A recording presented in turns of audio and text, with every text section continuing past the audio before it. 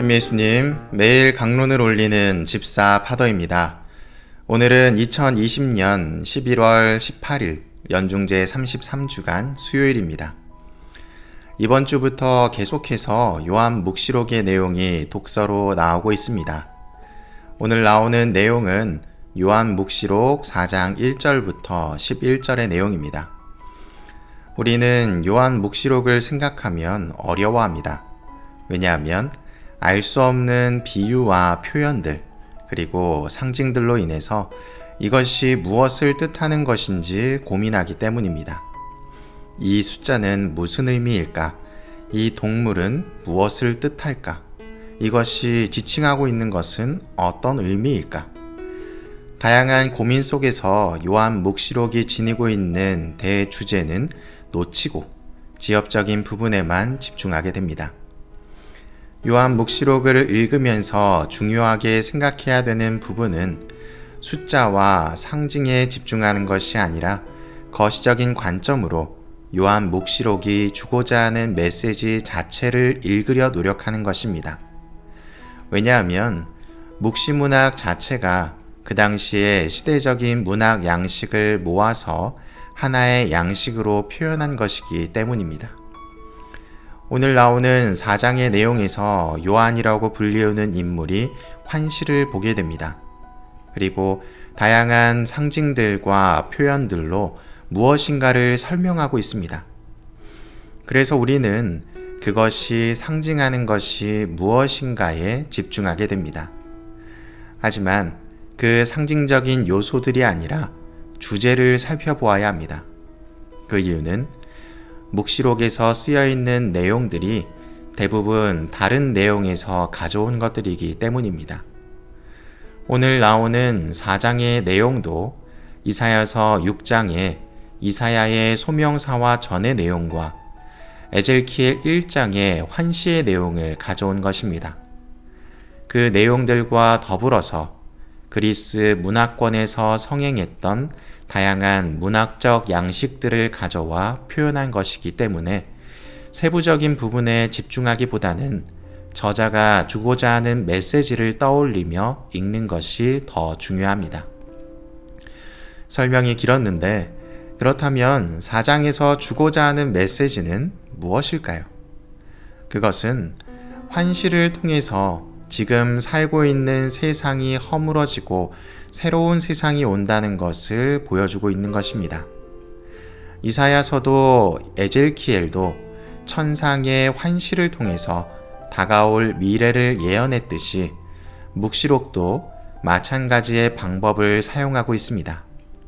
이를 통해 로마와 타협하며 살아가는 그리스도인들의 시대가 저물고 당당하게 자신들의 신앙을 지키며 살아가는 사람들의 시대가 올 것이며 그 시대는 이미 그리스도를 통해서 와 있다는 메시지를 주고자 하는 것입니다. 그 근거는 사후예언이라는 표현을 통해서 드러납니다.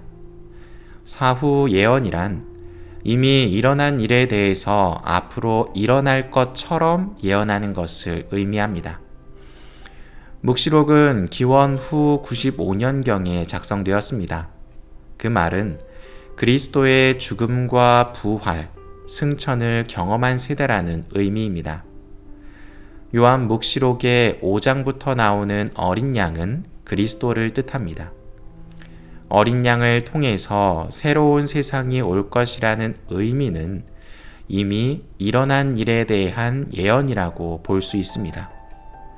결국 오늘 4장의 내용에서 주고자 하는 주제는 잘못된 길을 가고 있는 그리스도 공동체에게 회개하고 돌아와 본연의 가르침을 따르라는 의미를 하고 있는 것입니다. 그 이야기를 하기에 앞서서 천상의 것을 표현하며 자신의 이야기가 천상으로부터 온 것이며 올바른 것이라는 정당성을 드러내고 있는 것입니다.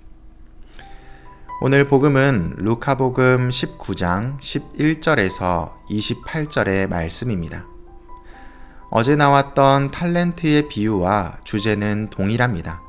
다만 탈렌트의 단위가 미나라는 화폐 단위로 바뀌었을 뿐입니다. 어제 탈렌트의 비유에 대한 이야기를 떠올려 보시면 주인은 각자의 능력대로 종들에게 재산을 맡겨주었다고 설명드렸습니다. 하느님께서는 우리의 능력을 너무나 잘 알고 계시기 때문에 내가 할 수 있는 만큼 임무를 맡겨주신 것이죠. 실제로 다른 종들은 자신의 능력껏 재산을 불립니다. 그러나 충실하지 못했던 종은 주인의 재산을 그대로 돌려드립니다. 할 수 있었지만 하지 않은 것입니다. 할 수 있는데 하지 않았다는 것은 이미 알고 있지만 의지적으로 하지 않은 것이며 스스로와 타협한 것입니다. 바꿔 말하면 어쩔 수 없었어 라는 말로 스스로를 정당화하고 타협했던 기원 후 1세기의 그리스도 공동체들에게 일침을 가하는 요한 묵시록의 저자처럼 오늘 복음에서도 예수님께서는 같은 이야기를 우리에게 던져주고 계신 것입니다. 어쩔 수 없었어 라는 말은 스스로와의 타협이며 합리화입니다.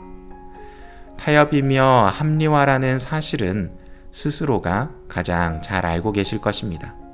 왜냐하면 자신이 선택한 것이기 때문이죠. 우리의 신앙 안에서는 이러한 합리화나 타협이 없어져야 합니다.